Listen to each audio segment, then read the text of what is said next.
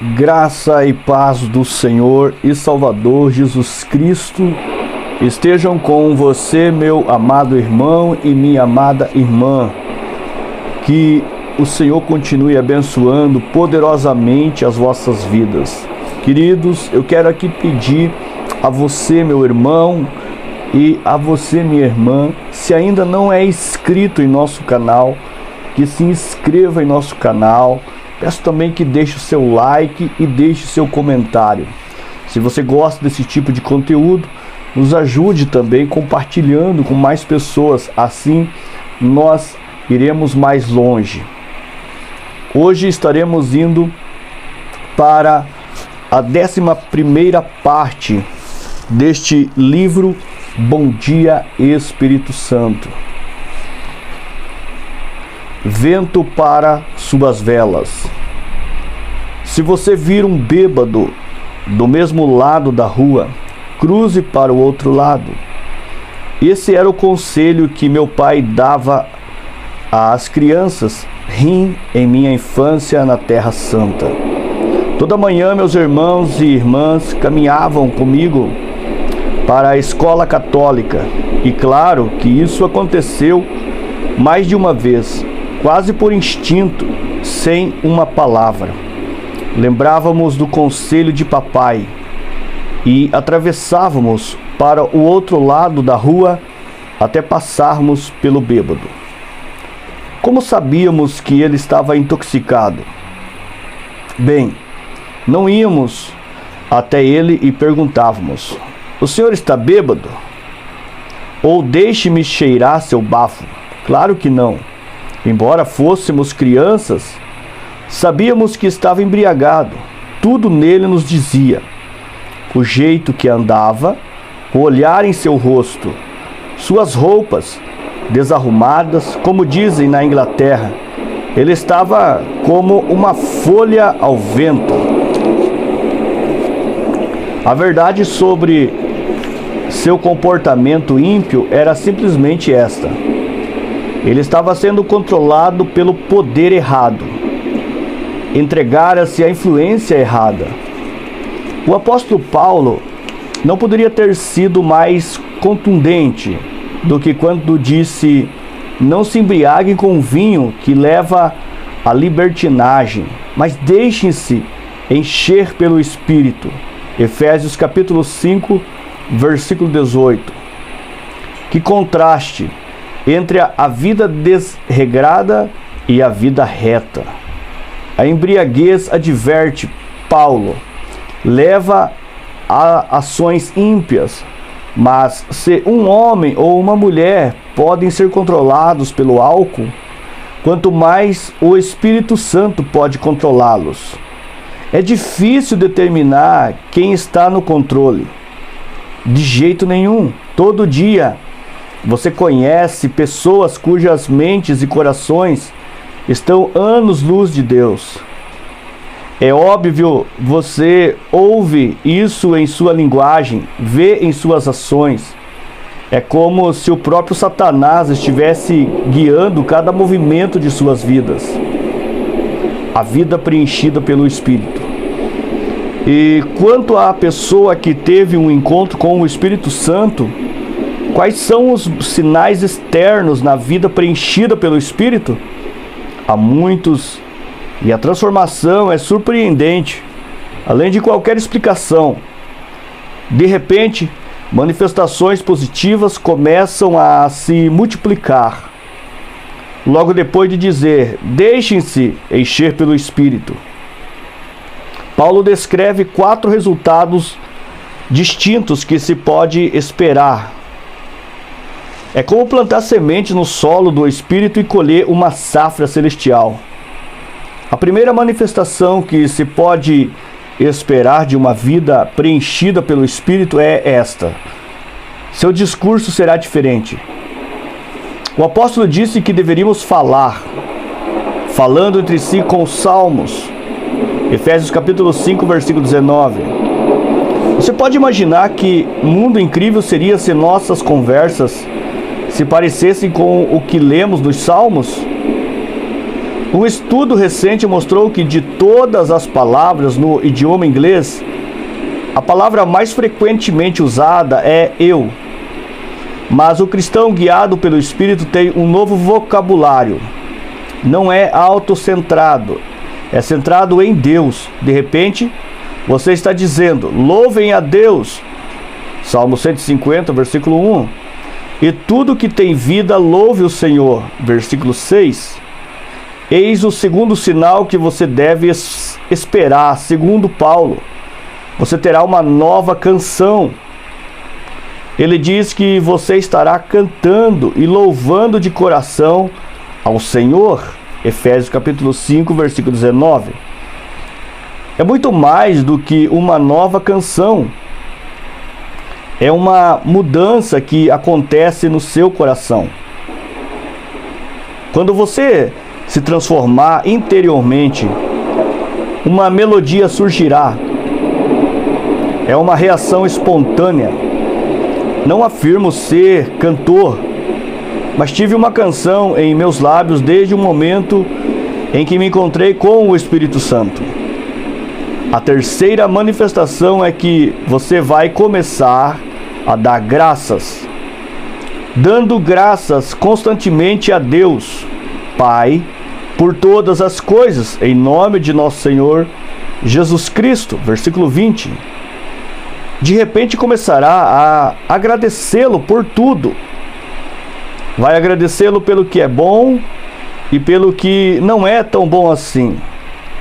Você reconhece que aquele que concede todos os dons sabe exatamente o que você precisa.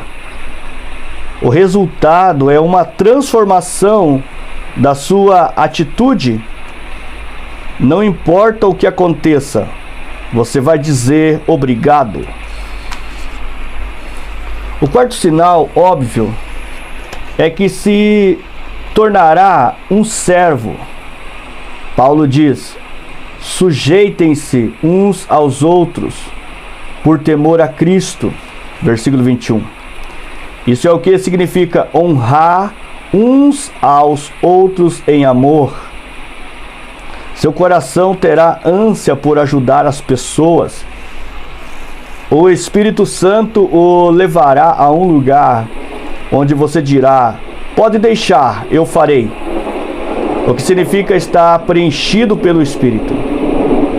Algumas pessoas acham que é exatamente o mesmo que dirigir um Honda para um posto de gasolina e encher o tanque de combustível, mas não é nada disso. Tenho uma garrafa de óleo em meu púlpito. Eu utilizo exatamente como mandam as Escrituras para ungir aqueles que vêm para serem curados. É um recipiente pequeno e simples e está cheio de azeite. Mas quando o utilizo, ele acaba. A garrafa não volta a se encher. A palavra encher em Efésios não tem conexão com uma garrafa ou um vaso sendo preenchidos. O tempo verbal presente em grego é usado para falar que a plenitude do Espírito não é uma experiência feita de uma só vez. É uma experiência contínua. Você já passou um dia em um barco? É muito emocionante. O que acontece ao barco quando as velas se enchem de ar? O barco começa a se mover. É o que Paulo está lhe dizendo. Ele quer que você seja preenchido, não como um recipiente que não possui ação, mas como uma vela que continua a ser preenchida pelo vento. Várias vezes ele quer que você siga em frente com uma brisa infinita do Espírito, preenchendo suas velas espirituais. Quem você pensa que é? Ser preenchido com o Espírito Santo causa ação. Acontece no seu discurso, no seu coração, na sua atitude e na sua atividade. Que mudança! Agora suas palavras são edificantes. Há harmonia em seu coração. Você dá graças ao Senhor e serve as pessoas com sinceridade e humildade. Como pode um homem ou uma mulher cheios do Espírito falar profanações? Como pode ele ou ela ter um coração cheio de ciúmes, amargura e crítica? Uma pessoa preenchida com o Espírito não diz: quem você pensa que é para mandar em mim? Ou como Deus pode me tratar dessa forma? Esses são sinais de uma pessoa autocentrada que está vazia do Espírito, não cheia do Espírito. Quando Cristo voltou ao Pai, Ele não queria que você ficasse por sua própria conta. A ajuda estava a caminho.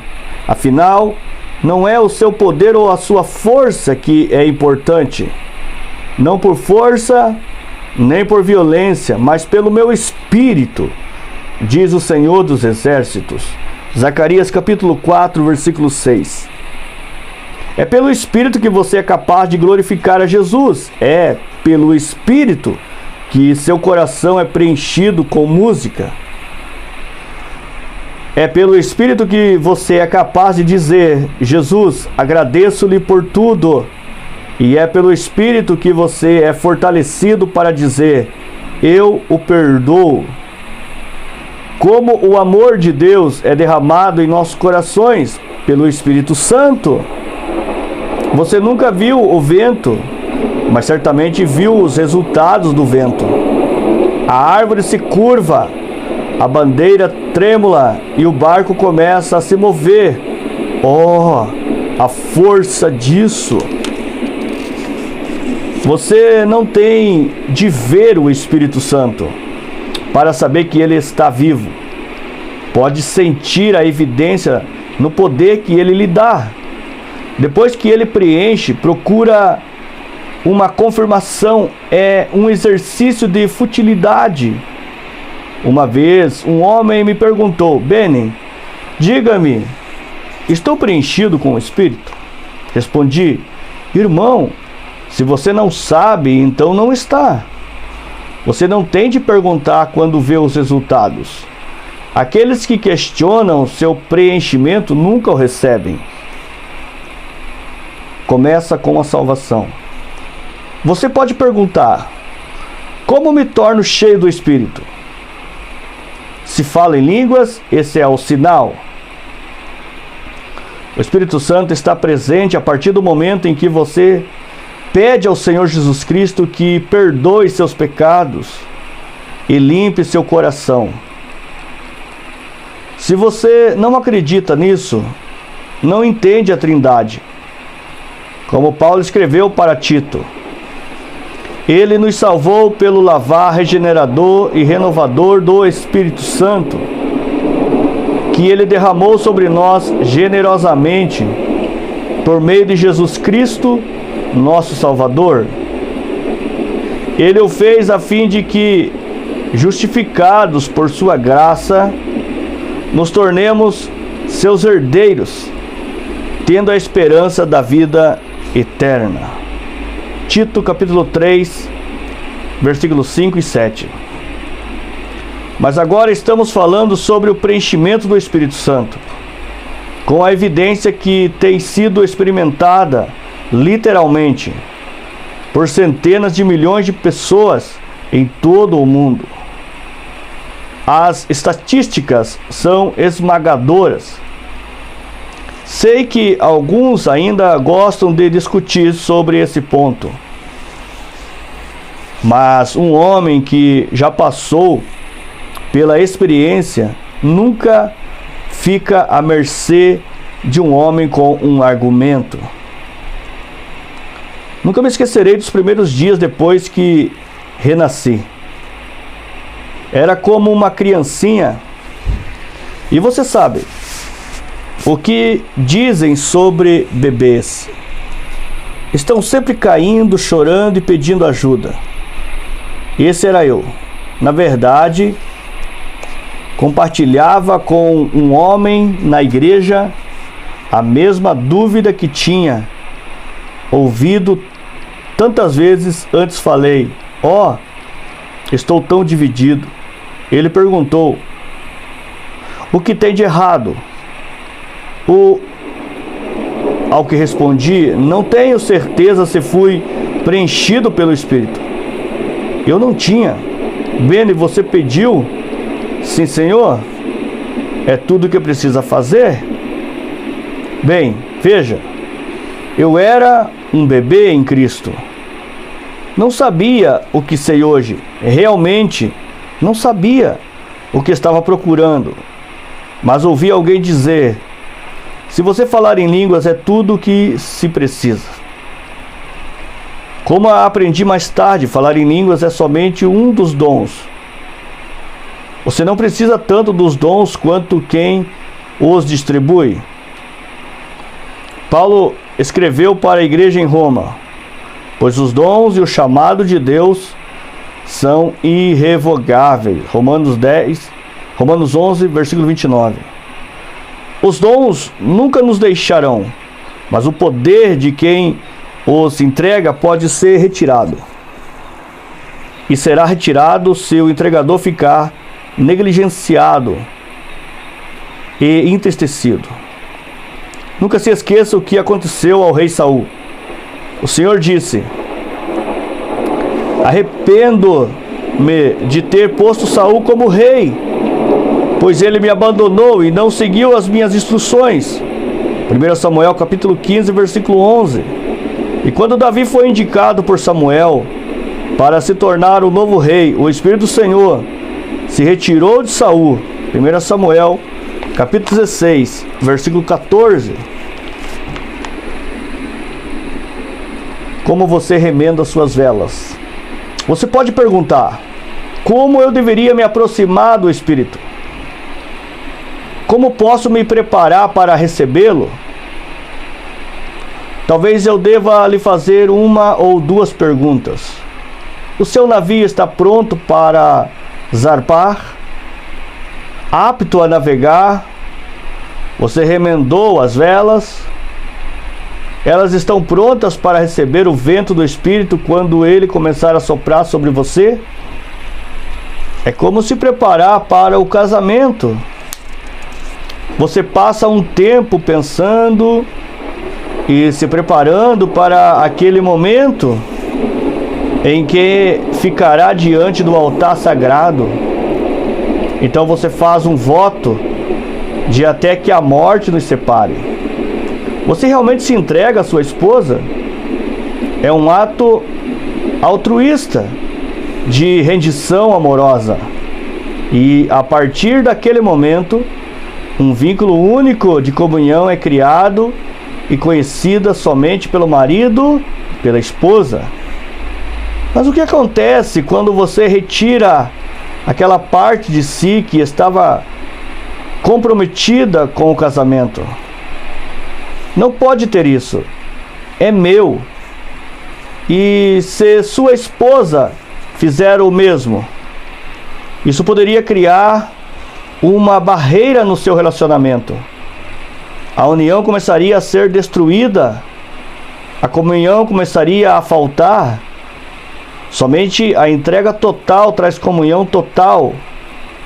É o que produz amor e compreensão. Só há uma forma de restaurar um relacionamento rompido. Como? A vela no barco, você não pode permanecer tenso e nervoso. Ao contrário, você deve estar flexível e ceder. Na verdade, entregar-se a um novo preenchimento de amor. No momento em que você se entrega ao Senhor, Ele vai preenchê-lo com o seu Espírito. Não é preciso implorar pelo preenchimento. E não exige um balde de lágrimas. Só preciso de uma entrega total a Cristo. E uma vontade de abraçar seu precioso Espírito Santo. A entrega total traz plenitude total. E submissão total traz comunhão total. Mas assim como em um casamento você precisa trabalhar nisso diariamente, Jesus, amo você. Deus Pai, adoro você. Precioso Espírito Santo, anseio pela sua comunhão. Se você negligenciar essa comunicação um só dia, da próxima vez é um pouco mais difícil. Como uma faca afiada. O que acontece a um casamento quando um cônjuge ignora o outro? Depois de um curto período de tempo, a amargura começa a entrar no coração. As palavras começam a cortar como uma faca afiada.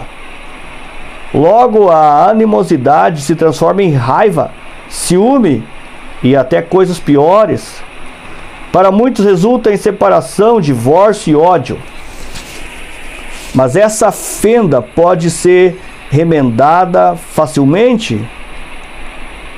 É preciso apenas de uma nova entrega que venha diariamente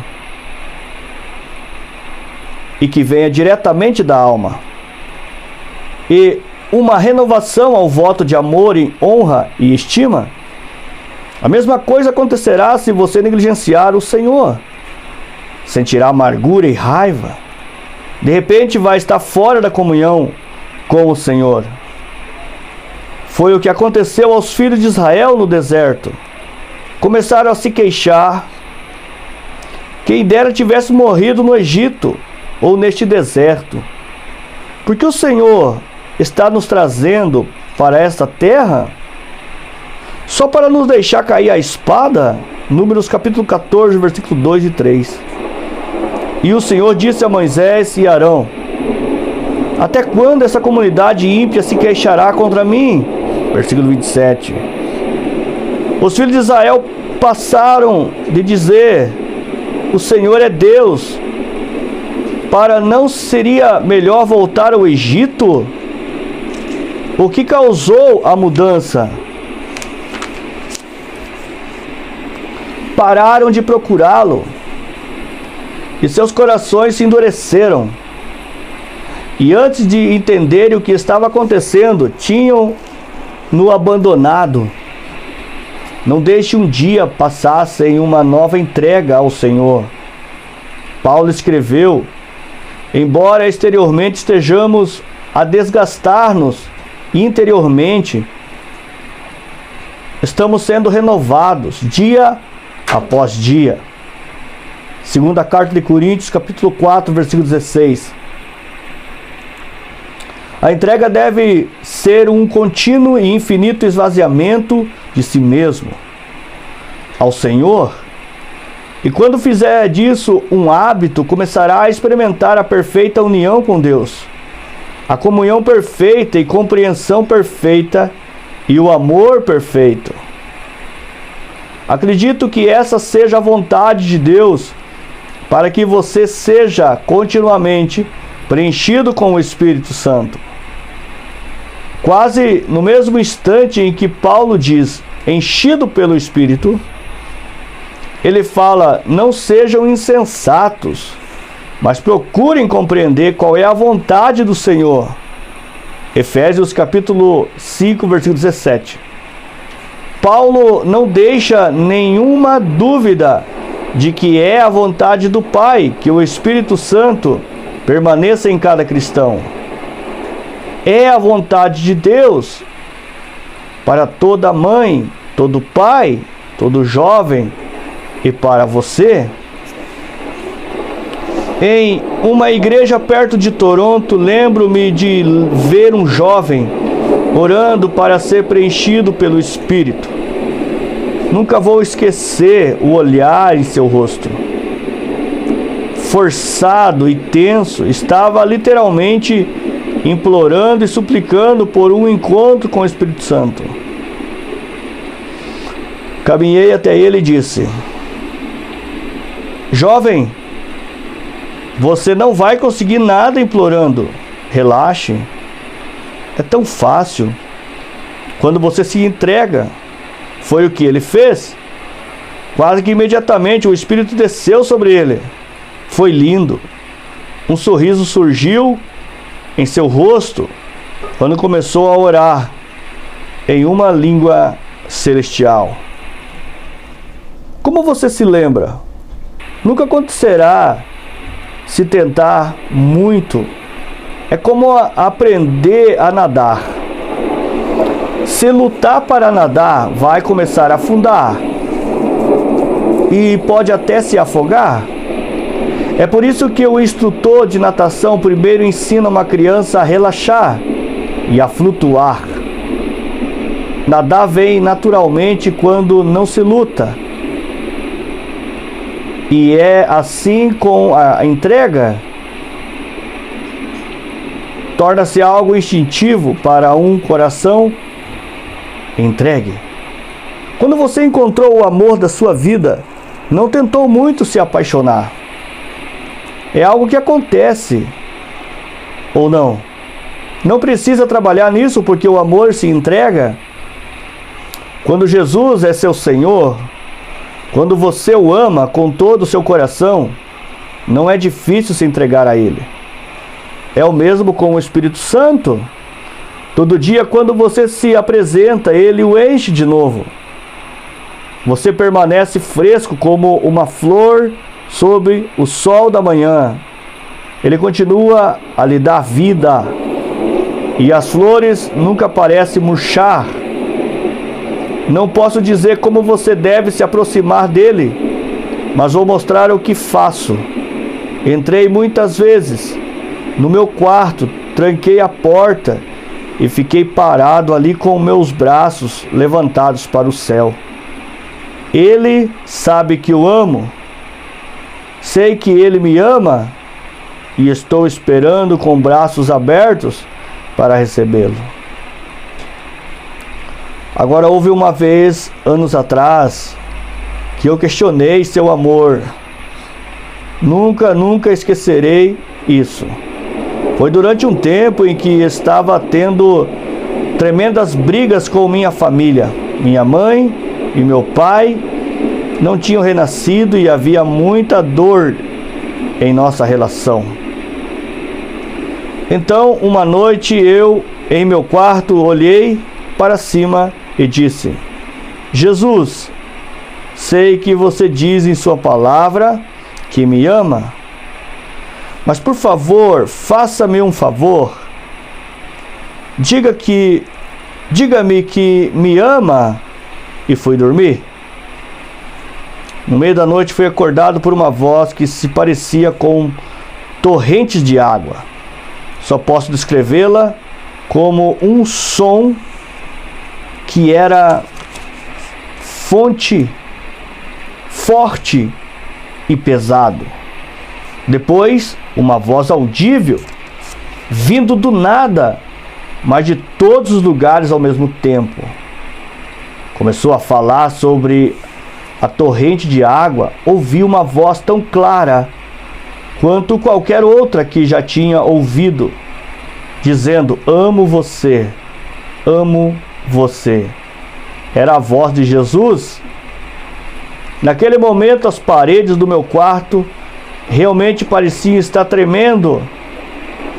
Fiquei com medo porque a presença do Senhor era incomum. Mas desde aquele momento, nunca questionei seu amor. Cristo que Ele nos forneça essas experiências quando precisamos delas, não quando as queremos. Muitas vezes ficava no meu quarto e não dizia uma palavra. Mantinha silêncio total.